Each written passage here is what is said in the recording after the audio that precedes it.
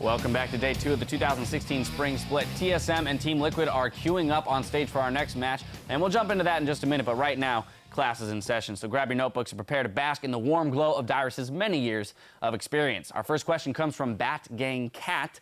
Would you ever become a coach or for a team or create your own anytime in the future, and if so, what would you call it? As you see, while I was a player, I thought about being a coach. I've seen other people as coaches, and I feel like I would have a lot of knowledge to bring. But I feel like if I'm the one in charge, and if I'm the one that's the oldest, I think we're probably screwed. So I'm pretty happy where I am right now. And as for creating a team, how can I manage a team when I need to manage myself first? So that's how I feel. Fair point. Next up comes from Yamazuya's tweet. Looking back, what would you say was the patch that you had the most fun competitively playing top lane on? I would have to say Season 4 because that's where most of my success came from. That's when Lustboy stepped in and, Bjergsen was having like a great season. And it was just really easy for me to like play these champions and just win out. Like top lane got more competitive every single year, but the meta just felt great for me. And it kind of got worse towards the end of the year when I started to play against international players who played like Rise. We saw Looper of Singe, the Maokai. Like, it just got boring to play these champions over and over again. But other than that, it was great. All right, and finally, our last question from Twiggerlull, who writes, with such a long lull career, what was your favorite moment in professional play overall? Season 4 playoffs against CLG when they had Dexter on the team. It was a game where I was Mundo, and they had Dexter on Nocturne. Reggie loves to think of all these crazy strategies like, what if support ran TP? I could TP top and gank lane. But he thought of a level 1 strategy where I just go down middle at 1:30 seconds, go through the middle of the brush, walk into the red because you see in the past games they didn't ward certain spots, and just solo the red as Mundo. And I was so happy. That was like the happiest moment of my entire career, but no one ever noticed it. So it was just a completely ignored moment. Yeah. But you know. And now we know. And I'll have to go back and watch it so that I can bask in that glory too. I actually have one last question here for you, Dyrus. Duo? Keith? Duo? Yeah, man. I guess that's a no. I guess that's a no, Zyrene. If it's a no, you don't make the grade. Unlucky, man. Very unlucky. Well, it's time to get back onto the riff for our next bout, TSM versus Team Liquid. And starting with TSM, expectations were through the roof with a lot of people putting them at the top of their preseason power rankings. And even though they lost to CLG, it still looked like they put up a pretty good fight. Yeah, I think that this is a team that they had some kind of like mixed things going on here. They have this like a whole bunch of stars, right? But the communication and the synergy just isn't there yet. They haven't had that much time. They need to treat every game like I think Dignitas is treating them, right? Set goals for yourself. Start going and being like, this game, we want to focus on this, and just keep improving, and then they'll get to a spot where they are comfortable and TSM is once again coming up towards the top of the standings. Because for them, anything less than like 1 is a failure. Dyrus, thoughts on that matchup? I know some criticisms thrown to TSM's way as there was this expectation with all these new players coming in and a pretty stacked roster coming out on day 1 with a loss. I think a big factor to that was the 2 weeks of practice, but on top of that, I feel like all of the other teams in NA LCS are very, very underrated. So when they first went up against CLG, it's like, oh wow, they took double F, the best player on their team. TSM's gonna straight out stomp everyone. It doesn't work out that way. Even TSM themselves is like, it's probably gonna take us some time to synergize together to get things working. Like, you can put the best players in the world together, but it doesn't mean you're gonna automatically win. And right now they seem very valued in the Western scene, but they need some time. Absolutely. Speaking of Doublelift, kind of just a side question. Is it weird seeing him in the TSM uniform after having played or been on the opposite side of the rift of him for so long again on CLG? I think many fans can answer that question for me. There you go, there you go. Well, Team Liquid also had a disappointing game right out of the gate, losing to Renegades, and the organization moved quickly to take advantage of their expanded team roster. Taking over for I Will Dominate is Dardoch in the jungle, and playing some support today is going to be Matt. Yeah, and Matt is a great shot caller on the Team Liquid Academy squad, but Dardoch as well. Dardoch is a very vocal player, very aggressive player, and him and Matt just qualified for the Challenger Series, so you'll be seeing more of these guys guys, whether it's LCS or whether it's actually in the Challenger Series where they're coming from here. But I actually like that they're being pulled up, and Dardoch has had amazing performances, and he's only played 3 games for us on the Riot stream. He had 2 Rek'Sai games and a Graves game, and he just went off. He got a quadra kill. Nope, it's a penta on the Rek'Sai. He just smashed a lot of those games. He's an amazing solo queue player in my experience, and these 2 players are going to be really, really hungry to show what they got on stage. Yeah, thoughts too then, Dyrus, on having this 10-man roster. I mean, Team Liquid employing it very early on in the season, only 1 game in the books, and already they're bringing in the subs. But it raises a lot of questions around what the success rate will be of having more players at their disposal. I think it's going to really depend on the coach. Zyrene was telling me earlier how it can be a negative kind of way because everyone's fighting for their spot, but in a positive kind of light, it's like, you know, you fight for your spot and you don't get complacent. You got to do your very best and work as a team and just don't play by yourself. Yeah, basically what it'll do is if you have a 5-man roster, everybody can settle for mediocrity if they're not motivated. You don't really have anybody competing for your job. So a 10-man roster will give you a little kick in the butt where you always know that there's this guy, he's practicing all the time. I need to do more than him. I need to keep my spot. But then again, it can create some animosity where you're saying, I'm always fighting for my spot. I can't focus on becoming a team. So I'm working on individual performance. And that's really the downfall of it. But it does have its pluses, of course. Right, it's got its pros and cons. We'll see how successful it is. It's time to get in the game, so let's throw it over to the caster desk for the play-by-play. Thank you very much, Des. Let's do it. Let's check out the starting lineups. We're ready to get in. On the blue side, it's Team SoloMid. Haunter in the top lane, Svenskeren in the jungle, Bjergsen in mid, double-lifted AD carry with Yellowstar at support, and Coach Yarj. And on the red side, it is not the team people are chanting right now. Team Liquid. We got Lorlo in the top lane, Dardoch, as we just saw about, debut LCS in the jungle, Phoenix in mid lane, Pig on AD carry, the only 2 returning members from last split's team actually at this point, and then Smoothie on support. Well, Matt today. But yeah. That is Matt on support. I was reading something on a graphic. Coach. That was wrong. Yeah. It's Matt who subbed in today. Subbing in today, we'll see what he can do. And subs so far have worked. Definitely worked for Moon and Impact to come in on energy. We'll see if subs can work here too. It's kind of, I feel like subs work like kind of like if we're down, then this might be the jump we need. It kind of gives everybody that spark that they can play off of that momentum and that kind of mentality. And we'll see if that's something that Team Liquid can actually work with today. Yesterday, Gnar, Elise, Victor, Lucian, and Janna. So a pretty well-rounded comp. Just weren't really able to execute it to its max. Absolutely. We'll see what this new look Team Liquid really brings because compared to their roster last year with Quas, I Will Dominate, and Xpecial, and really Lorlo, Dardoch, and Matt, who is the support, unfortunately is mislabeled currently as Smoothie. We'll get that fixed as soon as possible, I'm sure. Matt will be the support, and that's another new look who's supposed to be a very hype support as well coming up from the Challenger scene. Supports, Lissandra getting banned out once again. We do see that Graves getting a little bit of attention this game. Not to be picked, however. Just the power in the jungle. They do not want to see that in the hands of Dardoch, who did see his pentakill on his Rek'Sai just now, and Dyrus is praised for him in solo queue. See if you can continue to bring it to the LCS stage. It's definitely a different environment for these players. 8 seconds left. TSM really thinking about what their last ban's going to be, and it will be the Kalista, actually focused on Piglet. Yeah, not wanting to give... Kind of a double flex there. Yeah, they don't want to give Piglet and Matt the freedom to go aggro like that. And obviously they have a different early pick in mind, otherwise you just pick the Kalista very Hey!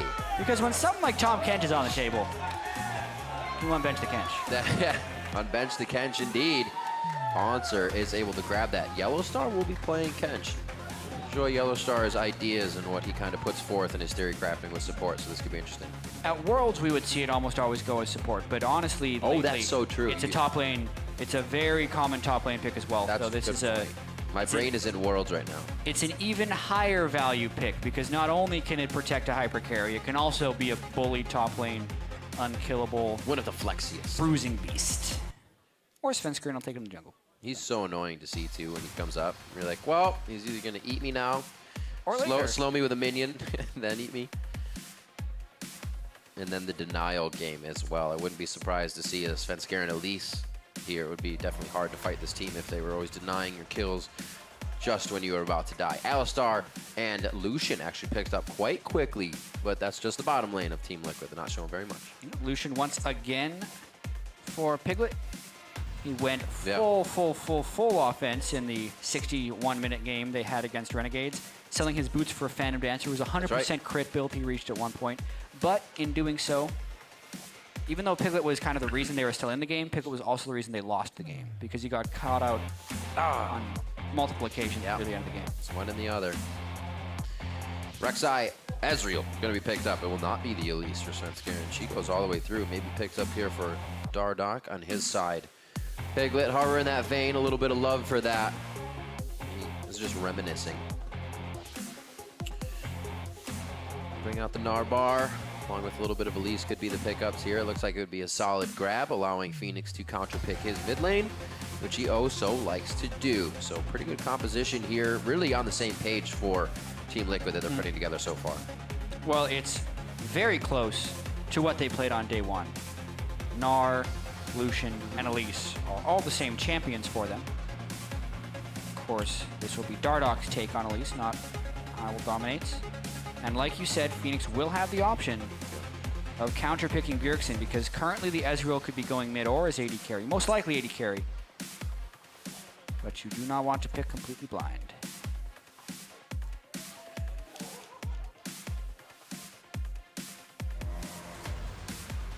Then he has to pick his support, right? If it stays with Tom going somewhere else. Because this is a very it's back and forth right now. It decides a lot. Yeah. Currently, there is still a lot of different ways Okay. TSM team can go. It is not a support Tom Kench. It is a support Bard and a Syndra in the mid lane for Bjergsen. Last time played at Worlds. Yeah, classic Cinder for Bjergsen. He is so good at that champion. Yep. His first LCS pentakill came on Syndra back when he was in the European LCS. Yep. Long, long ago.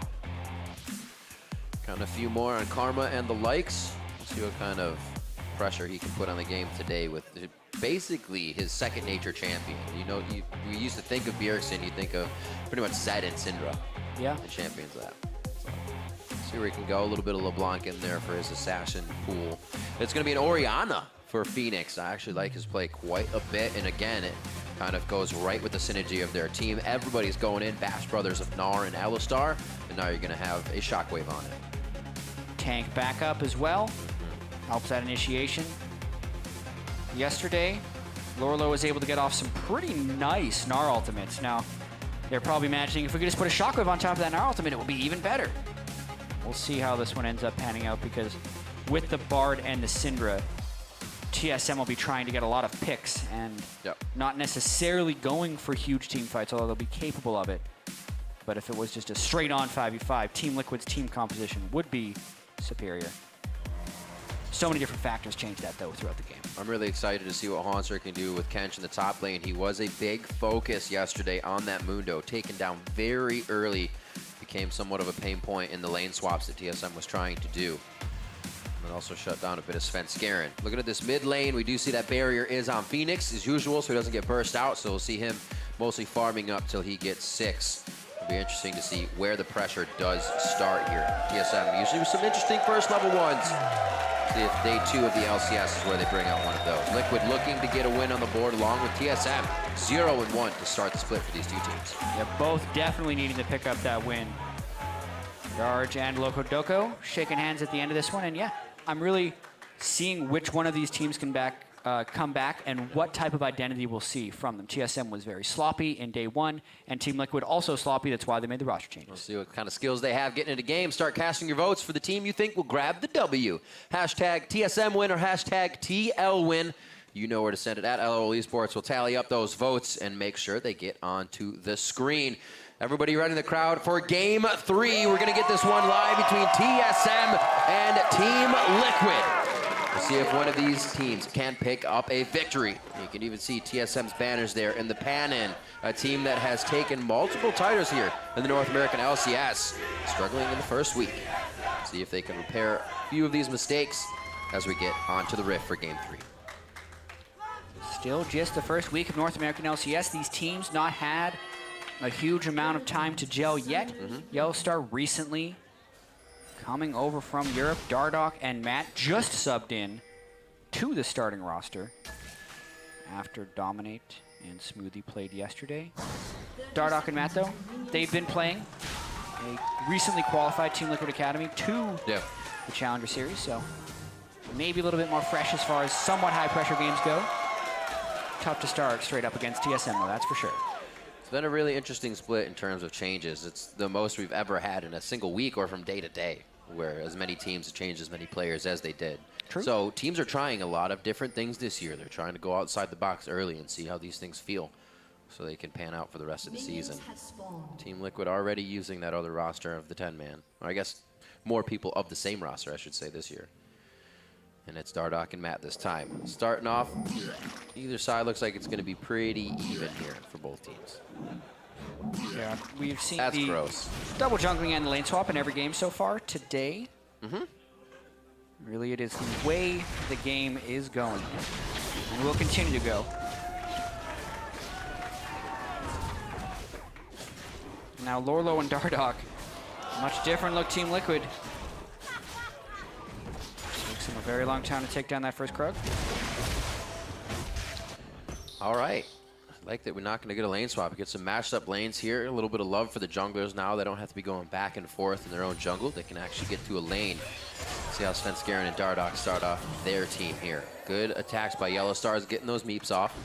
A little bit of extra damage. Why not use it when you get the chance? And there's that Thunderlords. Yeah, two very aggressive boy. AD carries going to be going head-to-head right here. Doublelift spoke about the confidence he used to have 2v2 with Aphromu, how they'd always go and outplay people. Yet Yellow Star loves to leave and roam, and they haven't quite developed that 2v2 kill pressure yet.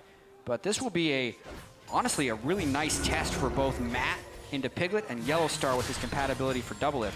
Because both of these 80 carries, they want to win this lane. And it helps that Matt took that Triumphant Roar second. He has to heal Piglet up. They lost that first trade very quickly. And like you said, a much different lane here for Doublelift and Yellow Star, or for, I should say, TSM in Doublelift and Yellow Star that they used to have. We see Turtle and Lustboy kind of being very calm right now, but it was action out of the gate. We'll see Yellow Star getting his ward out, meaning they probably want to push a little bit harder and still go aggressive in that bottom lane. To the top, that has been the job of Lorlo, and Haunter lets it happen. He's farming under the turret. Should be all right on that. Very nice mechanics getting the siege in as well. Yeah. Lorlo much more capable of shoving in early since he has the range advantage over the Tahm Kench. So it's really just on Haunter to CS well at the turret to keep that lane competitive. There's really no kill pressure on that top lane unless someone greatly overextends.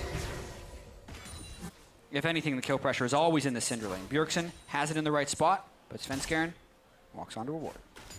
This is what Bjergsen likes to do in the mid lane. It seemingly happens every time he plays Cinder. He'll always get it to stop about 65% of the way towards his turret, which leaves the best possible gank paths for jungler to come. Very nicely done.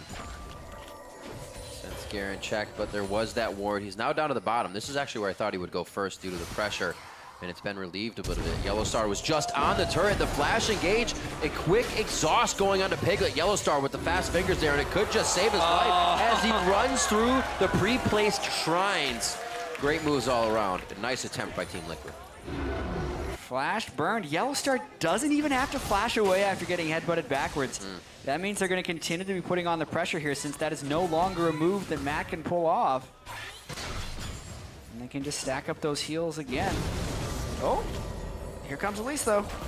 This might burn the flash. Oh! The flash burns the cocoon predicted, and that's a dead Yellow Star. Doublelift can't do anything about it. The Dardoch hype. What a cocoon right there.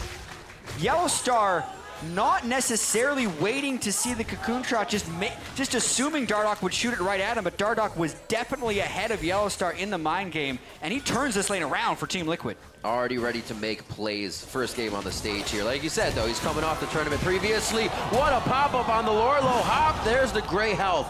And a nice calculated dive, unfortunately coming without a kill there. Lorlo saves himself. Flash burn, though. Haunter loses all his health thanks to that dive. Couldn't quite get the Devour off to finish off Lorlo. Shouldn't be too bad for him. He heads back. He'll have TP back to lane. Actually stays in lane. No Corrupting Potion charges, but he feels safe against Lorlo right now with no flash up. Not too much kill pressure there from him. It may draw Svenskeren to that top side, though. It's just not enough room. Lorlo could easily hop back to the turret, so he goes back home. And we've been speaking about jungle builds all day. Dardoch with a very unique one. He hasn't even upgraded his smite yet, but he's already gone for Boots of Swiftness, which means he's really not that concerned about taking his jungle camps in a timely fashion. He's more concerned about just getting pressure out on the map as quickly as possible. Very interesting. I like the play so far. A little outside the box. Love to see it, but it doesn't look like he's going to get too much here on to Haunter. Really what they're looking for is somebody else to be present. No counter going to happen, so they just get a little more power in the top lane. That Spiderling, the Volatile Spider rather, probably seen, so they have a call now on Dardoch. Is there a move anywhere from TSM? It's going to be hard. Phoenix going to play safe, and Matt can just disengage anything in the bot lane. They do back off, though. So far, it's mainly been the flash predict cocoon from Dardoch to kill Yellowstar. It is the difference in this game because TSM has been pushing in this bottom lane pretty heavily. Piglet and Matt unable to get the upper hand on just the poke that Bard can put over Alistar. It's not really the Lucian versus Ezreal as much as it is the Bard over Alistar for really harass. Who can be called up here? You see that Matt has to go all the way around the back. Svenskarian's able to get out of this situation nicely. Very well played there. A few CS up onto Dardoch and giving him a bit of trouble in the jungle since he's had better lane instances. Here may be one of those. Only finding a pink ward, however. Commend Svenskarian right there. He has gone for the early ward upgrade with the Tracker's Knife, and he appropriately entered Dardoch's jungle after Dardoch showed top. Counter jungles well and gets the deep wards, which gives TSM a lot of freedom to play aggressively in lane despite the early swiftness boots that Dardoch has picked up. So farm alarm back out. Looks like we will see Svenskarian towards the top side of the map. Items being completed around boots for Haunter. Jarnus Fist for Lorlo, looking to grab a bit of HP as he farms out in that top lane. And he does have a bit of a lead. Nothing too crazy yet. TSM is definitely playing this one in a slow early game. Not too much on their mind to do. Bjergsen gets blue. Maybe a bit of kill pressure now on a Phoenix in the mid lane, but that barrier should keep him pretty safe. Yeah. It's going to be pretty tricky for Bjergsen to actually kill Phoenix since Phoenix has started with the Catalyst on Orianna. That too. Catalyst, great for durability on Orianna since she can gain the armor and magic resist from having the ball on her head. And then Bjergsen also going the gold generation route with the Frost Queen's Claim Rush, which while still very good, doesn't pack the highest amount of damage early. So really, Bjergsen going probably for more of a mid-game spike than an immediate kill pressure on Phoenix. If Svenskarian gets there for a good gank though, anything's possible. Yep. Spooky Ghost would be very nice to enable Svenskarian to get in for a pop-up. Definitely something they can start to utilize with that spike once it comes up. Just a 200 gold lead right now, kind of fizzle between all of the lanes on the map. Nobody has too big of a lead that they can make an impact here. Blue's going now over to Phoenix. And he should actually have that at different times than Bjergsen, so they may be able to work something out with those time differences. Finally, this is the first time we've really seen Team Liquid on our map down to the turret. They've obviously done it already with the last engage from Dardoch, but this time they do it before he gets there. Still come up with the kill onto Doublelift, and Dardoch is just there for a bit more pressure. The repel is on, the slows are there. That's the pass of W on Lorlo for some extra damage. And man, they get out nicely on that. 2 kills going in for Team Liquid. Yep. Very well coordinated there by the new guys there. Dardoch and Matt come in for the fight. Yellowstar's ultimate on the turret really doesn't grant them any safety. Just allow Team Liquid to continue the dive. And that's now 2 successful kills for Dardoch down the bottom lane. Yeah. Doublelift has had no help from Svenskarian in the meanwhile. All right. This looks like it's just in the turret. a little bit of lane pressure. Nicely done. Spooky Ghost finished out, and Scatter the Meek get able to get out safely. We'll see this play one more time in the bot lane. Another flash in right as the teleport lands in. I mean, Yellowstar turned off his own turret while he's getting turret dove. Typically not what you want to do. If he's going to plant that, he needs to be able to save Doublelift without turning off the turret for defense. Oh! What timing! Yep. Bjergsen with the instant scatter and stops Dardoch in his tracks. Also, that kill, it did go over to Svenskarian, so he's got 2 kills. Cash money going into his pocket, which helps him a bit from not really having too much in the early game to Dardoc's 2 kills. Oh, man. But that was a very reactive play. I know he also got the stun off, so really just a total stuff. Dardoc got wrecked, huh? I'm not exactly sure what happened there. He caught it at the very last second, so. He just got flash stuffed, basically. Yeah. Didn't have time with to the stop. So Haunter should be all right up here. He is obviously going to have to watch his turret take damage and clean these minions out. Could chomp up Matt, but nobody's there to help him. True shot barrage towards the top side, but a little too late. Oh, TSM is setting up a play right here. What's this? Teleporting, it will be a 4-man. What are you doing, Sven? Coming around the back. Dardoc not ready for it. That's where you want to turn the turret on from Bard, rather. And that's the kill onto Dardoc. He just came back from being dead, so now he loses even more ground in his own jungle. TSM have Team Liquid on the run and wipe him off the face of the map. TSM tries to give Team Liquid a taste of their own medicine with the 4-man dive in the bottom side. No Piglet to be found, though. He had already swapped away, but they still pick up some nice, clean kills as shutdown are under Dardoc, and this will mean a real tanky Haunter because he picked up both of those. That has been planned for quite some time. There's a bunch of wards from TSM inside of Team Liquid's jungle right now, and you can see Senscarin. He was basically on the coattails of the bot lane of Team Liquid, hovering, and then they had a perfect fight, just right under their noses, and Team Liquid did not know it. See it again. Dardoc definitely got the jump in the early game, but since then, Svenskaren has been fighting back with the mid lane play as well as this one. Dardoc gets the cocoon out, but now he is defenseless. Properly placed Bard ultimate, just catching the turret, making the dive even safer. Haunter finishes off the Boots Swiftest Rush, squishy Elise. And then, because of the mid lane pressure, Bjergsen lands the stun right on top of Lorlo while still getting the damage from both his Q and his E. So an ideal move there at the start. Makes the second easy kill for TSM. Spooky goes so good as well. Lorlo may have actually made it out if that had not been a first item that was Bjergsen or anybody is usually going for nowadays. Yellow Star sees Dardoc. They have jungler knowledge, which helps out quite a bit, and they can move as a team. Pretty powerful in numbers right now for Team SoloMid, and easy access back and forth. Wards on the outside, and they are going to rush the heck out of this. I don't think they're going to be able to stop it. Yep. Very nicely going down. I believe they'll give it to Haunter for the top lane. You never really know. Yep, yeah. You were correct, Riv. Generally, whoever wants to push the advantage the most. And since they have a 2-0 Sunfire Cape Tom Kench right now, he's going to go walking people. That's cute.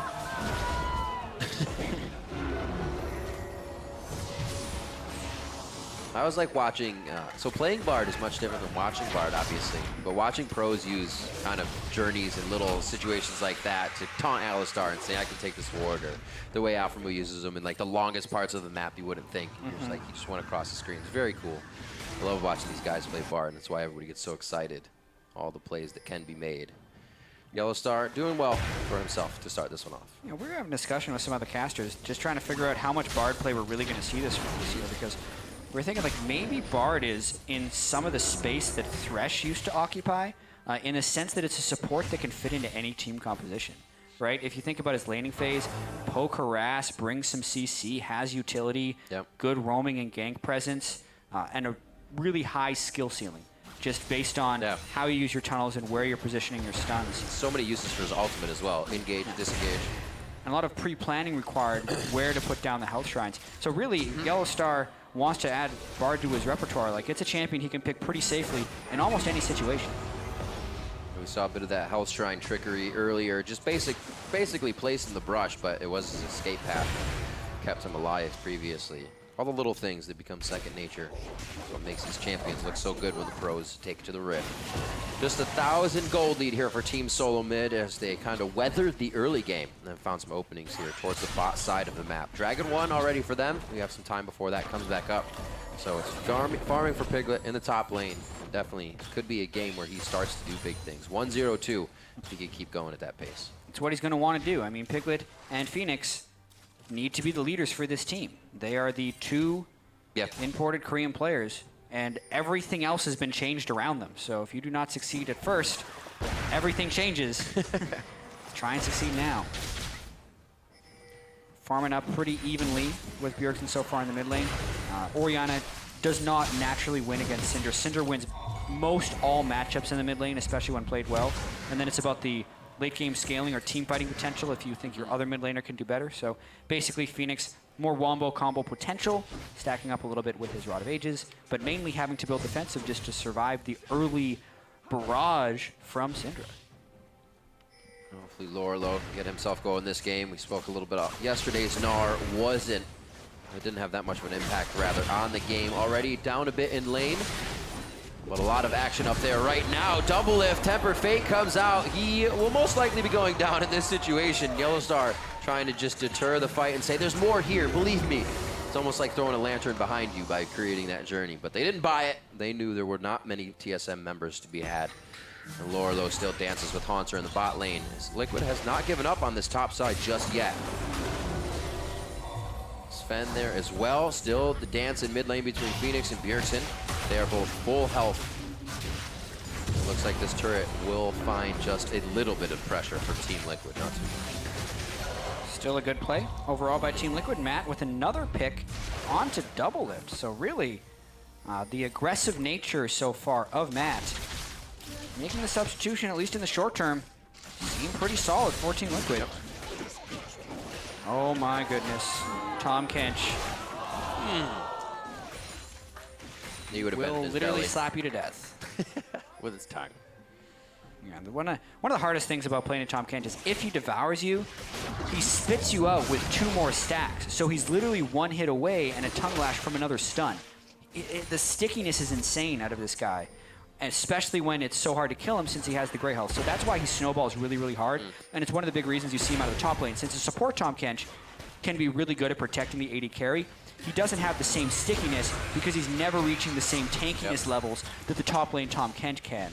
But now in the top lane, you already see he's gone heavy cooldown reduction, boots of swiftness so he's quick, and the inherent stickiness we talked about from the acquired taste passive. Yeah. It's pretty insane. I always loved it because it's one of the champions, and you don't have this on many, if even any other champions, where you can displace somebody where you want them. Yeah, you can Gragas Barrel and do this or that, but that's very disorienting as well, especially if you don't play against it very often. Yellowstar's using it to full advantage here. Or I'm sorry, Haunter was using it to full advantage, 2-0. So, Dragon is alive. You see a little bit of love for mid lane here as they're back and forth between that, flash for flash. So 5 minutes apiece there. But the aggression comes from TSM, knowing that Flash is down. Maybe Dardoch is on the outside of what would be this next Dragon fight. It makes it a little easier for him. Typically, it is a good trade to trade a jungler flash for an opponent mid laner flash, even more so if it is Bjergsen. Right. Because he's typically been at the center of all of TSM's playmaking. That is supposed to change with Yellowstar here. We have yet to see that come to fruition. And also, as far as this Dragon is concerned, Lorlo just popped back into Mininar, so there's no making her up for this one. One of the big reasons Team Liquid is not contesting this Dragon. And we're out. 5-man journey. I think Haunter should get like tax, or Kenches should get tax for journey use. They're like 1 gold or something. Yeah, that's the bar nerf. Every time you go, you cannot go through Magical Journey unless you spend 10 gold. 10 gold. Make you think twice about running in circles around raptors and taking it like 6 times. It's an expensive trip all of a sudden. Yep. Gotta watch out. This quality of life plus we're gonna give. 20 minutes on the clock. Home guard's about to initiate. Right now, not really favoring either team too much. Can you imagine if the teammates had to pay as well? So it's like, you just funnel gold into Bard, he puts it in a mid lane turret, and all of a sudden he can buy an Infinity Edge like a minute into the game. Anyway, TSM Go through my portal, I need 10 gold. Yeah. Oh! 5 seconds. All right. And here comes Baron. Hey! Yeah. He's sad. Actually, I was watching Sven Skaren play with Bjergsen in solo queue, and the Rift Herald will despawn at 1945. 45, right. Sven Skaren actually really takes it frequently kind of at that moment because he wants the free gold, and no one's really paying attention to it at that point. But Bjergsen had been resting his wrists in the offseason, so he hadn't been playing that much. And he was like, Bjergsen, hit it once. And Bjergsen went to auto-attack it, and while his auto-attack was in the air, it despawned because if it's engaged in combat, it won't despawn. Right.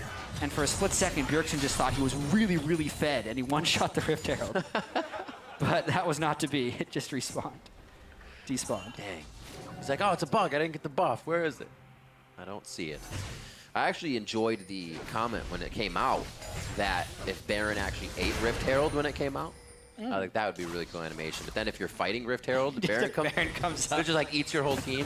That would be very good. Make it a very high-risk buff around 20 minutes, that's for sure. Things that will never happen. Back to the game at hand. TSM versus TL here, day 2. Both teams have kind of gotten a feeling for what each other want. Aggression from TSM has been the name of the game here for the past 5 or so minutes. On to Dardoch. He repels out. We're going to see where Haunter can go. He's very hurt. Gnar onto Yellow Star. Double is low. Bjergsen gets knocked into the middle. Matt going hard for the priority targets. And Dardoch's able to finish that off. Haunter very low. Liquid's hardly taking damage here. They're not being targeted correctly because TSM can't find the right members. And Liquid pick up 2 for 1 in that fight. Only losing Matt. Good fight. Well played by Team Liquid. They turn around the TSM aggression because TSM are the ones who decided they really wanted that fight. And cast your mind back to 3.5 minutes ago when Dardoch traded flashes with Bjergsen. Because in this fight, Matt flashed onto Bjergsen and killed him before he could get involved in this fight, and it was the big difference maker. Reason Team Liquid took the turret after the fight as well. There'd been quite a lull there, and that was on TSM's aggression. Liquid assessed it correctly, and they get a mid-turret out of it with 2 kills. That puts Svenskeren down, and that also put Bjergsen down, as you said, with his flash not being up. Dardoch and Matt should be able to protect this turret quite well. What moves can TSM make now?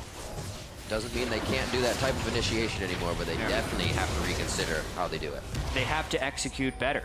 That's another missed Bard ultimate from Yellowstar, and you could tell that was a play that needed to happen in synchrony. The Bard ult needed to be zoning so that when Haunter took his Abyssal Voyage, it would put him near people. So either the Bard ult hits and it's near people, or the Bard ult moves people towards the Abyssal Voyage. Those things didn't really happen, and the ensuing fight was in favor of Team Liquid because Team Liquid just planned their counter engage better thanks to the initiation not landing properly for TSM. Pings toward the bot lane. Looks like that might be a feast for Lorlo to respect top, as well as going to start pushing for Team Liquid. Right now, they're just happy to hold mid lane. TSM has already dropped the outer turrets, so we know where the focus is going to be for now. I think they're going to be trying to get into the jungle for any buffs. It's a little too scary at that point. Around it, items, discrepancies. Everybody actually quite close in this game. It's only 1,000 gold lead. As we said, Dardoch with a very nice early game. Really able to start off the lanes, but TSM was able to put something in around 15 minutes that really evened things out. Here, Team Liquid again trying to get forward wards. This will create the options they need, and now with this late push for Lorlo, they can start to make something work. Looking to make a play, especially while Doublelift is off farming without his ultimate. So not only can Doublelift not reach, he cannot even help ult to clear a wave. So Team Liquid getting vision within the jungle. They also have dive pressure with Alistar, and it will be a tall task for TSM to defend this turret. The spit by Haunter, able to clear a good amount of waves. With Yellowstar's meeps and a few hits from Haunter's tongue. Or sorry, Svenskeren's Prey Seeker. Yeah, this pulls Doublelift back to the bottom lane. There was a nice stun landed actually onto Piglet to stop him from getting damage on the turret. TSM might look to fight here. Nice to have that True Shot barrage down. Tempered Fate on the Phoenix. They still have a front line to keep Phoenix alive. This could be an ultimate coming in. There's the Shockwave. It splits Svenskeren and Haunter though on opposite ends. Can they still both be picked up? Only Svenskeren. Haunter had great health to work with, or possibly already used it. He goes down immediately. And now they're just looking at Bjergsen, Doublelift, and Yellowstar at the turret. Almost health that you can toy with. Doublelift thinks right now on Team Liquid as he fires more Mystic shots. There's the Arcane shift forward. Iceborne Gauntlet onto Matt, and it's the only one that doesn't slow the rest of the team. And it's going to be hard to chase these guys, whatever Lorlo hits you with. Whoa! Frozen Mallet, Scat of the Week. Matt stays alive. A Triumphant Roar keeps him alive as well. And they keep moving forward. Dangerous game, giving some HP to the members of Liquid as well. Bjergsen, it doesn't look good. And TSM just should have stayed at the turret. They wanted to make the best of a bad situation, but in doing so, TSM made it far, far worse. The ace goes down to Team Liquid right here. And honestly, Matt has been so on point with Alistar here, shutting down Doublelift time and time again. And TSM has either been missing their initiations or misplaying towards the end of fights. Yes, the Bard ultimate did land, but it didn't actually create, because the instant that happens, watch the zoning from Matt and Lorlo. They protect Phoenix during that stasis period. They get a 2-man Shockwave off, a huge misplay by Haunter here, not activating his gray health. because he was not stunned. Like, he can use it at any point here. He just dies. That was up. Instead, and then they stick around. Yellow Star is thinking they can still win, so he's the shot caller here. He's telling them to go back in. Doublelift trusts him with the Mystic shots and the slows from the blue Ezreal, but they haven't necessarily tracked the cooldowns. They think they can kill Matt because he has no ultimate, but at this moment, Matt decides to turn it around, getting the distance and really picking Doublelift with a fraction of that pulverize. Magically stays alive, doesn't die to Bjergsen. Yellow Star is useless after his 80 carry dies at that point because it's a 2v5 and they just chase down afterwards. So really TSM going for some more aggressive plays this time, Riv, but really just Team Liquid outplaying them in the execution standpoint. Piglet 4-0-6 now, feeling very good. Phoenix 0-0-7. Not dying in a game and knowing you're getting your items just makes you more confident in your initiations, and your plays usually stick that much harder as well. We see Team Liquid getting what they want out of bottom. Now it's going to try to be mid lane.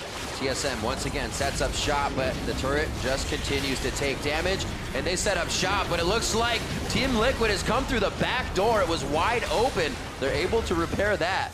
But it does not look like this turret is long for this world. Another minion wave to come down. It's got a while.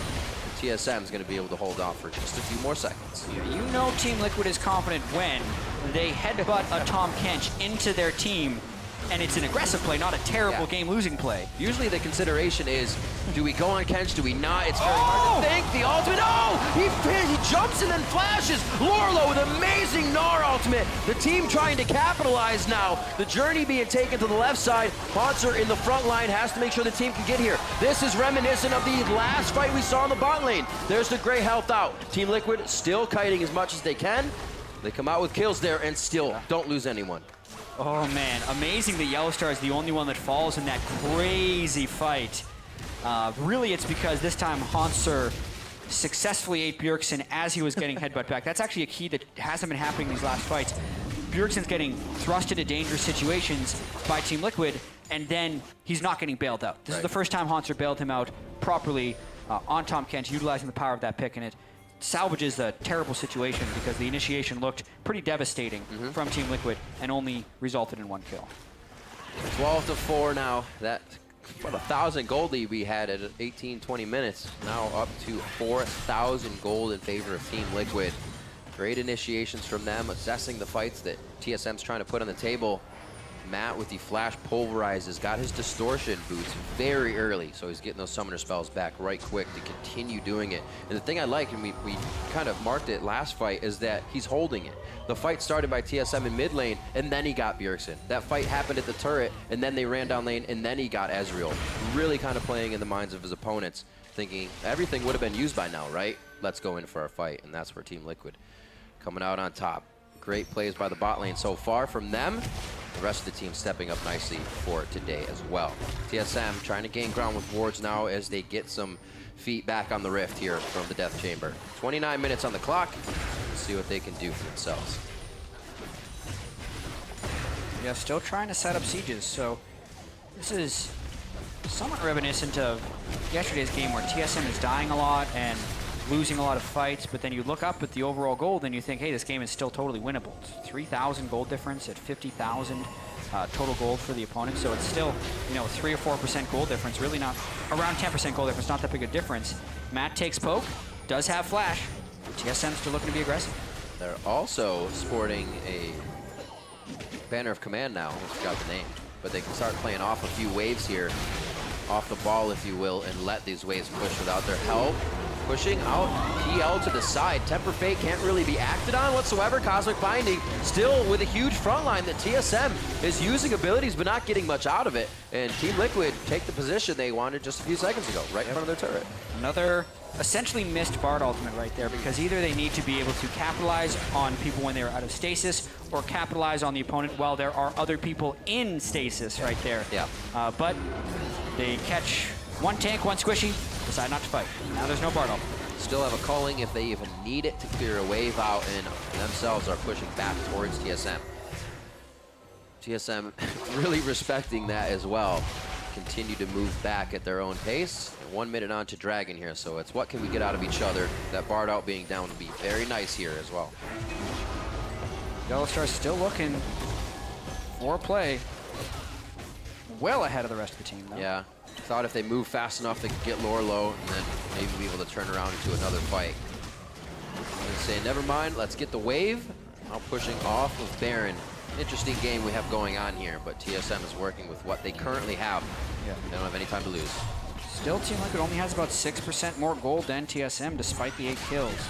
This time I did the math right. They're chasing down Bjergsen. Bjergsen gets hit. He's going to get eaten up. Hanser plays this one correctly. Dardoch with the repel in and the jump. And Bjergsen is safe. This is TSM now trying to kite the fight out. This is what Team Liquid's been doing to them. Liquid not getting what they want. Dardoch has no mana right now, and he goes into the fight. Jumps actually out of that with a nice hit towards the minions. Gets out of the True Shot barrage. And Team Liquid very, very low. They reinitiate by TSM. Looking good. This is Double Lift going with the True Shot barrages, or rather with the Mystic Shots. Phoenix does get hit by it. It's going to be Rek'Sai going to the top side. There's Phoenix going down. Finally, Svenskeren finds some prey. The tunnel will be in, but no catch for Matt. And what a hectic fight back and forth. Phoenix is the only one that falls. Yeah, the more supportive style from the Tom Kent here, instead of just going all aggressive, instead stuffing the initiation of Team Liquid, very helpful in that last fight. You could tell Team Liquid unable to get the clean kill. The blue buff Ezreal was looking to turn afterwards. This is Dragon number 3 now for TSM. Quite a game we got on our hands. It really is, especially only 32 minutes in. Seems like we've been going for quite a while, but these guys just keep getting at each other's necks, giving us a bit of action. So it just feels like a lot more time. 3K still for Team Liquid. The Dragons, as you said, are being picked up, so that's going to start putting a timer on number 5 for TSM. We'll see this play once again. So Dardoch does get the stun, which is why Hanser needed to eat him while he was stunned, because he could not escape. Then it continues. Keep watching. Dardoch uses his repel down to get another close onto him, but they can't get Bjergsen. So at this point, Team Liquid needs to reevaluate. Do they continue chasing, or do they walk into TSM blind? Well, they decided to walk into TSM blind. Lorlo couldn't get the right Gnar ultimate off because Svenskeren actually stuffed it with his Unburrow, which is huge because that was going to line up to be a 4-man Gnar ultimate. He then uses it in the wrong direction. That should have been used heavier for a disengage. Phoenix gets tagged with one half of the Bard slow. Hanser hits him with the Tongue Lash, and then it's Curtains because Double hits him with a slow of his own. No Boots of Swiftness on Phoenix there, actually Merc Dreads. Tricky choice he has to go with, but man, he is relentless. Matt going crazy with the ulti. They get the ball onto the cow. And it looks like Hanser still has great health to work with. It's a fight they seemingly want. Svenskeren was already off to the left side. Not going in. Bard ultimate goes back, but they can't really act on it. Matt does go down, but the focus is on the Yellow Star. And Double Lift immediately zeroed out by Piglet. He uses Flash to get out. Still has his heal. And with 300 HP, zooms away from that Prey Seeker as Svenskeren. Svens can't do anything on the backside now. Hanser and Bjergsen running for solace on the fountain. This is going to be a kill, and this is going to be an inhibitor turret if they want it. Piglet played that fight like Absolutely a madman. amazing. Wow, what a crazy mechanical fight there from Team Liquid. Still unkilled is Piglet after following up on Lorlo's ultimate. And then he was bouncing back and forth between Svenskeren and dodging Bjergsen's spells too. This could actually lead to Baron unless Sven wants to get a little bit aggressive. Bjergsen's also been able to go back and heal up full, plus he's got the blue buff. This is not done yet. The fight could continue. 50-50 is always scary if he can keep healthy enough for that Baron to go low. It is at about 3,000 health, 2,500. No, that's going to be Baron going down. I was looking at Rek'Sai's health. Sorry, I thought that was on the bottom of the screen. It's looking like the same emblem, but it's not. They fooled me. Baron over to Liquid. TSM tried as they may, but Svenskeren just could not get in for the vision for the time. That's going to be, let's see how this worked out. Well, in fact, Rek'Sai, a third cousin of Baron Nashor. Anyway, this ultimate comes down, just catches Phoenix, and Matt immediately goes for a disengage. But boom, that sets up the Yellow Star double lift, double stun. Piglet dashes away from Hanser, as well as lining up for that kill. And then the Orianna shield gets him for a few of the last hits from Bjergsen's ultimate, which keeps him at a decent level of health. He dodges away from the Rek'Sai on the backside, while his front line is pushing up towards Bjergsen. Bjergsen does escape thanks to Hanser, but at the end of the day, Team Liquid wins the fight and takes the Baron. Man, Lorlo's ultimates as well are setting these fights up so prime for the team. He has gotten big. Having a pretty hectic game yesterday, he's definitely showing up a lot better today. And he didn't have the greatest early game. He was getting pushed in. Not even the greatest. He didn't have the easiest. He was getting pushed in. A lot of 2v1s with Svenskeren, paying some time up to the top lane. But Lorlo's come out big, and he's helping with these initiations along with Matt. Those two are really on the same page. And the rest of Team Liquid is following nicely. TSM setting up for the bushwhack. Get a little bit of yellow star there in the team. Tanks check first, though, and it is not successful in the long run. Baron buff up. TSM will need to make something happen if they want to avoid starting 0-2. It's difficult now for them to clear these minions. Just Mystic shots. They help a bit, but it definitely allows for more tags on the turret from Team Liquid. Siege minion in the back. Oh, low star gets eaten up. There's the Gnar out. That was perfect time from Lorlo, and TSM also recognized that. They turned around immediately to not get caught by another Gnar ultimate. But that also cost them the turret, so good timing all around for Team Liquid. Yep. See they back out here on the 4-second back. Yeah, pretty well met trade right there. Team Liquid invests their ultimates as well as a hefty duration of their Baron buff for an outer turret. So while Team Liquid did accomplish something with the Baron buff, TSM also didn't lose much from the Baron buff. You can basically call that an even trade considering the circumstances. And it'll really be about the next set of fights. TSM is sitting on 3 dragons. Team Liquid is superior in team fights. And it will be about the setup for this next dragon while there's an exposed inhibitor in the mid lane. Matt trying to get deep wards. Svenskeren. Oh, there's a Raptor. Svenskeren would have wanted to punish that, but his team wasn't near him and they didn't have deep wards. He would have wanted to punish because Matt's ultimate was down. See actually a lot of talk from Dardoch there on the screen. Yeah, this Team Liquid team just feels so much more coordinated than yesterday. A lot cleaner. But at the same time, you know, people are going to be playing this game after week 1 where you're trying to make large overarching judgments off of just a few variables. Yeah. But based off the few variables so far, this team's SoloMid team has not seemed well coordinated whatsoever. COG beat them and looked very coordinated in doing so. Then COG lost to Team Dignitas today. Team Liquid looked uncoordinated when losing to Renegades and is now looking coordinated against Team SoloMid. So there will be a lot of proving to do for TSM going into week 2 after this week 1 performance for sure. And Sven knows they have eyes all around with that cocoon. You also just saw Matt in the jungle, so they know right now they have to find a way in without being seen. It's just too easy for Team Liquid to shut them down face to face in a fight. Right now, Lorlo on the top side is going to be pushing. That's actually very nice for Team Liquid. It's going to have to be respected if he can get a good push on this lane. Matt, he's just waiting. He's such a brick wall right now. He doesn't have to worry about much. Svenskeren himself, quite big. Not be providing as much crowd control, though, for his team. Well, interesting because Lorlo still needs to teleport in. He's trying to manage his Gnar bar, and the dragon just goes. So Svenskeren doesn't make it in time to stop this, and now the split push is still afoot. He's got to teleport in right now. He gave himself no real tunnel to get out until he waits for the time. He's forced to flash. Lorlo is already here. He's going to Gnar out in just a second. It'd be a perfect time. He's going to do it on Yellow Star, but he jumped into the wall when Yellow Star flashed over.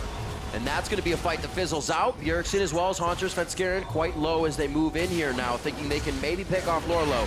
But Scatter just misses off the end. And nobody really getting what they want in these fights. Again, nobody goes down, so not much is going to be pushed off this. TSM will still, however, put pressure in the mid lane. Yeah, still a tense game because the chase potential of TSM is great with the blue buff Ezreal. Our Team Liquid continually able to escape when something goes a little bit awry. And when TSM has something go awry, they pressed harder and ended up having it cost them. Still, though, 5,000 gold despite everything that's gone in the favor of Team Liquid thus far. Keeping it just close enough, if you will, for that one fight to come in your favor and just happen. Just close enough to keep hope alive. Yeah, keep those inhibitors right where they are in reach. Big wave in the top side. Lorlo had prepped that just as we saw him before he teleported in the fight. We'll see where they decide to go here. A minute and 30 on to Baron. They're going to kind of let this fizzle out. Not much they can do. Both teams are going to use this time back. 509 Piglet. Almost full build. Yeah, he's getting huge. He has the Mercurial Scimitar in case Bjergsen catches him with the stun. And also now a Hex Drink. Yeah. Because even if you can QSS the stun, the straight up damage from the Cinder would be a little bit too much. So now he'll be sitting on 103 magic resistance. Not to mention the 280 magic damage shield that will grant him if he's killed with pure magic damage. So that's actually really like that choice from Piglet, especially since he's going to be going in close range to finish off some fights. Looks like Doublelift has a friend in the bottom lane in a promoted minion. So he'll be using that to clear this out and then let the wave do the job for him. So keep an eye on that bottom wave and when Team Liquid will take response to it. Right now it's about the top side, and that's a great time to use Banner of Command, because if they win this, they'll have waves in nice position. True. Very underwhelming Baron power play, by the way. We just saw 1,100 gold. The average Baron power play during Worlds was around 3,500 gold. So a very good defense there by TSM to lead up to this next Baron. Yeah, she's Vel. Now on Dardock. That just went right under. Should be all right. Remember, that's a 2 offensive item, Elise hitting him with the Runic Echoes and the Rylai's. And there's also only 1 magic resist item on Haunter, and Dardock barely tickles. So it's going to take a lot to kill Haunter in a fight, as far as front lines are concerned. All right, getting spooky. Matt, you know, he's getting himself in a bit of a hairy situation now as we get to the late game. The team's not always been with him in that range. Lorlo is his buddy now. They're hand in hand, but that helping him may actually not work for them. Haunter's in the front line. We said it'd take a bit to take him down, so they focus Svenskeren, another tanky member of the team, and he's down. Doublelift actually catches the boomerang, and he hits a bit of damage, but is able to arcane shift out. Inside of Haunter now gets spit out. Now it's on to Bjergsen. Dardock has his eyes. The team is trying to focus as well. A great scatter the meek by Bjergsen to slow down a bit of the engage from Team Liquid. Haunter now has been taking so much damage. The turn. He is absorbing it all. Phoenix gets into the fight with the ultimate, but he goes down with his flash. The barrier's not even used. TSM is really starting to take hold of this game. One last quick shot, mystic shot coming in from Doublelift. The triple kill from him, and TSM are now pulled back into this one. And hope is more than alive for TSM after that fight. They again, this time, got the jump because they were able to cut those minions. They cut through the front line of Team Liquid. Matt's ultimate was burned without success, and he could no longer eliminate either Bjergsen or Doublelift from the team fights, which he had been doing the entire game. So now, they did take down Svenskeren, but had nothing left for Haunter. The chase utility of the blue buff Ezreal and Bard reigned supreme, and I think they're going for the win on this push. You have to be kidding me. No way. 43 minutes in, 16 to 10. On top the whole time was Team Liquid. Now it's TSM. They're hanging by a thread, Team Liquid is, and they're not going to be able to come back in time. Yeah, they take down Doublelift, but there's enough damage after they take down Dardock to take down the Nexus. TSM may have gone down in day 1, but they will come back strong for day 2 and go 1-1 in the first week of the spring split. TSM take down Team Liquid. What a peculiar game, Riv. We heard Doublelift talk about in the soundbite before the game how this season is more punishing than previous seasons. You make one mistake and you lose. Well, for whatever reason, TSM made numerous mistakes and did not lose. Yet as soon as Team Liquid made the mistake, TSM punished with the game. In this, it's the first time, really, Team Liquid's the one to come out and Dom say, stop, we've had a great week. This is the first time Team Liquid has ever gone 0-2 in the first week of the LCS. Wow. So things definitely changing. But to look at where TSM got that win, it did not come easy. No, it did not. This was a hard-fought week and a very hard-fought game. TSM, Bjergsen picks up only a single kill on Cinder the entire match. Team Liquid had it out for him. The 2 new guys on this Team Liquid team, Dardock and Matt, did work. And they did work. Piglet, there's no doubt about that, is crushed yet again. He was 5-0-9 for the vast majority of that game, and his only death after killing Doublelift so many times means Doublelift wins the game. There's Reggie. He was real worried about starting 0-2. You can bet that, but that relief has got to feel pretty sweet. Team Liquid down on themselves and have some right to be for how well they were doing, but they can look at that game and know where the glaring weakness was. It's not a question. They know what happened. They can prevent something like that from happening last time, but maybe put their foot down a little bit more as well to prevent it from happening, because TSM started to gain too much ground, which allowed to the fight that happened at midnight. 42 minutes, we're gonna bring up this replay for you, just where TSM turned everything around, and it's where Team Liquid really could not come back. Yeah, and this is really the only fight in the game that TSM won, was the one that was at 43 minutes. We'll come right in here. This was Let's just roll it straight off the bat. Game noise. Let's hear this. So anyway, Sven Skaren going down, he was actually not in the best position, but it gives Team Liquid the confidence to continue going on. And it's mainly the fact that they continually kite back, and Haunter eats Doublelift to clear distance right here. Dardoch then gets far ahead of the rest of his team, which was critical since the entire game he had been hiding behind the tank line of Lorlo and Matt. Once he was down, the threat of the backline was not as great. Phoenix missed his shockwave right there. I think he thought the ball... It was a suicide wave. Well, what he was trying to do is he was trying to have the self-shockwave flash, transfer it to all three people. Right. But the ball was on the ground, not on top of his head. So when he did that, it cost him the game. That could have been the turn in the other direction to win it because of how squishy they were. Oh boy. That's when games get good, loss. when it comes down to a play like that. It's the make or break plays, and that's where it becomes my favorite type of game because everybody's got basically full items at that point. It comes down to your mechanical skill. It comes down to where you're positioned, not really down to your items at that point. Everybody's full. I didn't catch that the first time I walked out. I saw the shockwave go off and the flash happened, but I didn't realize he was trying to pull off the play. Everyone on TSM was grouped up there. Whew. That was the one time. He tried for another one. I make play here. Yeah. This time it didn't work. That is really close. 17 kills for Team Liquid. Still barely even in gold. 800 gold deficit by the time the game was over. Crazy game. Every team testing each other here in the first week of the LCS, and we still got more games to go. Right now, we're going to join Zyrene, who's hanging out at the Telestrator, to help us break down that wild match.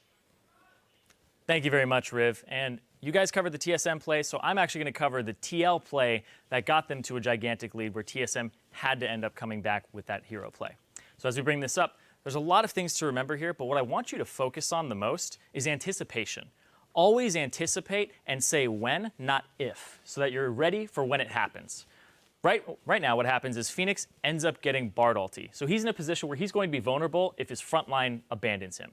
So Matt positions himself up here to make sure that he is causing threat towards Bjergsen and Doublelift, the back line, and can headbutt pulverize them at any time. Lorlo is going to go straight through, and he's actually going to test Sven Skaren here. Matt is actually going up, so he avoids Sven's knockup and still has access to that backline, and Lorlo is going to cover the rest of the area. Sven will actually fail his knockup so that Lorlo finally pulls off a great Gnar ultimate just like yesterday. He gets some in his games, and it's good to see. But as we roll this clip out, they're saying when it happens. When it happens, when he's out, let's go. Boom, against the wall. Orianna shockwave. Matt holds on to his pulverize and then knocks both members up. And that right there, you see, he went a little too far forward. Haunter was trying to save Sven Skaren and devour him, but what ended up happening is he ended up getting blown up himself as well. Little slow on hitting the E there. But as this play comes out, this is the when. This is the when as well. Right here, you can see how many members of TL are already turned around and their bodies are in motion as soon as that boomerang comes out for Doublelift. Now Doublelift is slowed, Doublelift doesn't really have a way to get around, and Matt has been thinking, as soon as this comes in, as soon as he eases forward, I'm gonna flash, pulverize, knock him up, and Dardoch is ready and positions around here to actually get a cocoon onto Doublelift and make sure that he stays in place. So that's that little bit of a slow from Lorlo actually makes the rest of this play out so they can get these other kills. Bjergsen, though, Bjergsen's actually thinking when as well. He's thinking as soon as they start to turn, I'm going to scatter the weak and I'm going to stun them.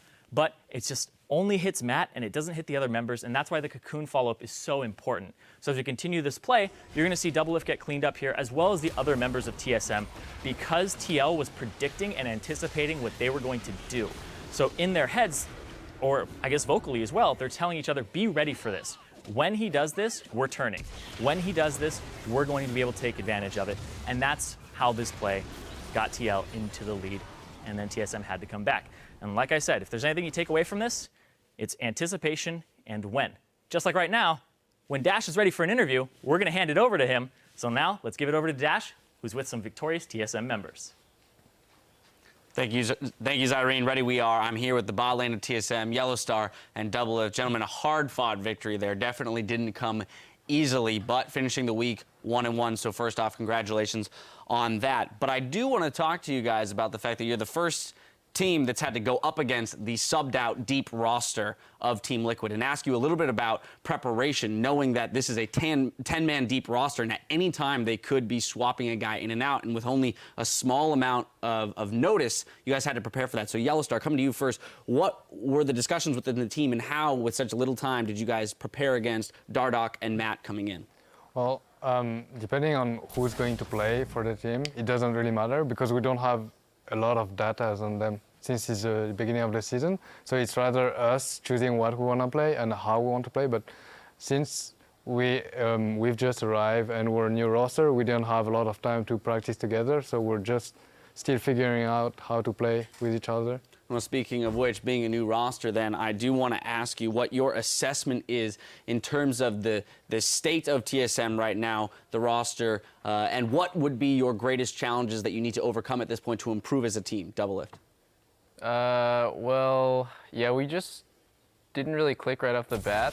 So, like, our team play is pretty lacking, and we also just had really little time right away. I don't like to make excuses, obviously. Like, every team had pretty limited time to prepare for LCS, but we only had like 7 days or 8 days of practice, and yeah, we were just having a lot of struggles early on. I mean, practice isn't going very well, and it's just taking a lot of time for us to get good.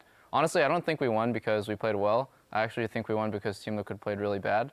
So it was one of those wins where it's like, oh, like I'll take it kind of thing, and it's not like a win that you're really proud of. W is a W. But to your point then about not feeling as though you necessarily took the win yourselves, where, though, and why did you feel that the game did turn? At what point? Because Irene just illustrated a team fight in which Liquid kind of propelled themselves ahead, and a lot of people would say, well, now they're in the position to take the victory. So what was it? What changed either in your play or their play specifically that gave you the mentality or the mindset of now we can win this game or we will walk away with it? Okay, so I think early on in every game, our instincts are always really different, and so that's why we struggle, because everyone has a different play style from a different team, and so our instincts are all just, they don't align very well early, but then as we talk, as the game goes on, we can come up with a plan. So early on, our front line was just kind of suiciding, and later on, we were just like, okay, just stay tight with Ezreal and Syndra, and if they're hitting you, then we can hit them back. But because Ezreal and Syndra, they need time for a long team fight to get their damage going, so we needed to just play like more as a ball, and less like spread out and having like a really scattered, chaotic fight. All right, now looking at TSM is having little time to practice, but comparing yourselves to the remainder of the teams in the LCS. Yellowstar, what is your assessment, one, of where TSM might rest? And then what is the team that you would kind of see as the pinnacle right now, who you're striving to beat and would be that benchmark of success for you? As a personal goal, I would like TSM to finish at least in the top 2 for the regular season, but of course we're aiming always for the top, and we have high expectations. So starting this season with a 1-1 is not really worrying at first. I'm pretty sure that we'll show up on time. Yeah, there's plenty of games to play, Doublelift, in an article with ESPN, you were quoted as saying that you do believe the two of you could be the best Western bot lane, but that it shouldn't be expected that you would have been there after only 10 or so days of practice. Another question about kind of the future and the development of your synergy as a bot lane. Where do you feel you two could improve most in your journey towards becoming the best Western bot lane? Usually bottom lane is just about having two people with similar instincts. So when you come up with a situation, you've been through it so many times that you don't really even need to communicate very much like what you're going to do. It's more just about like cooldowns or specifics. So I think it'll just take a lot of games. Like it sounds really silly, but at some point you just have to grind out a lot of games to align your instincts to be like always on the same page. And obviously, Fnatic, they played really top focused, and CLG played really bottom focused. So I think right now we actually play quite well together, but there's so much room for improvement because it's only been 10 days, like you said. Absolutely. Now, finally, Yellowstar, back to you, just as you have made the trip over from the European LCS. For you, what has been maybe the toughest transitional piece in terms of coming from EU to NA, especially, too, since you have to consider that at some point you're going to be up against two of your former teammates, Rainover and Huni? Well, I don't know. It's just every season is so different. Like whether it is in Europe or in North America, every player is just different. So, in my opinion, what we're looking for is just to perform as best as possible, and doesn't matter who we're facing. I think we'll give our best. All right, well, that's good to hear. Once again, gentlemen, congratulations on the victory today, pulling out that 1-1 for the opening week. Now, stay tuned for our next match, where Echo Fox will look to end the week 2-0 when they take on High and the rest of the boys in blue. You're watching the North American LCS.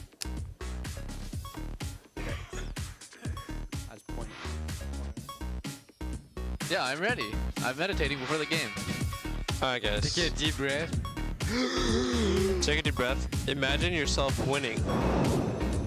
Wow. What a magical moment. Thank you, BX.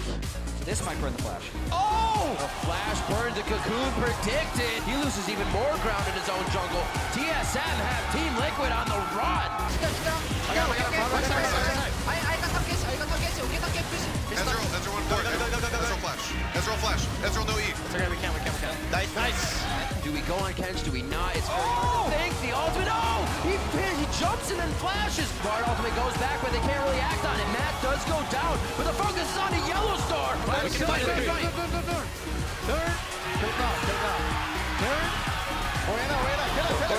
Go, chase. 1-1 in the first week of the spring split. TSM take down Team Liquid.